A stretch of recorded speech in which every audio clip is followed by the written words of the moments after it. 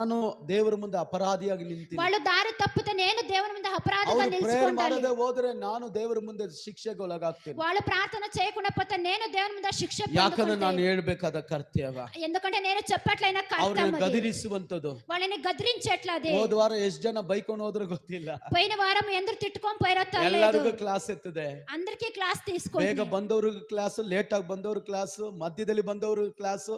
Correct ಆಗಿ ಬೈತಾರೋ ಸಮಯದಲ್ಲಿ ನಮ್ಮ ಮಾವ ನಮ್ಮ ಅಕ್ಕ 2 ಅಕ್ಕಂದಿರು 2 ಮಾವಂದಿರು ಬಂದ್ರು. బిర్నా వచ్చి ఉండవచ్చు కావాల్సిన, లేట్ గా వచ్చి ఉండేవాళ్ళు కావాల్సిన. లాస్ట్ లో మా బావ మా అక్కగా నిద్ర వచ్చేది. ಮುಗಿಸಿ ನೀವು ನನ್ ಬೈಯ ಟೈಮಿಗೆ ಬಂದಿದ್ದೀರಾ ಅಂದೆ. ప్రేయర్ ముగిసే టైంలో మేము తిట్టే టైంలోనే మీరు వస్తారా అని. హల్లెలూయా. ಎಂತ ಒಂದು ಸಾಕ್ಷಿಯ ಜೀವಿತ. చూడు ఎలాంటి ఒక సాక్ష్య జీవితం. హల్లెలూయా. హల్లెలూయా. ಅಕ್ಕ ಆದ್ರು, ಅಮ್ಮ ಆದ್ರು, ತಮ್ಮ ಆದ್ರು, ತಂದ್ರಿ ಆದ್ರು, ಯಾರೇ ಆದ್ರು ಕರ್ತನ ಸಮ್ಮುಖದ ಒಂದೇ ನಾಯನೇ. అక్క కానీ, తల్లి కానీ, తండ్రి కానీ, ఎవరే కానీ దేవుని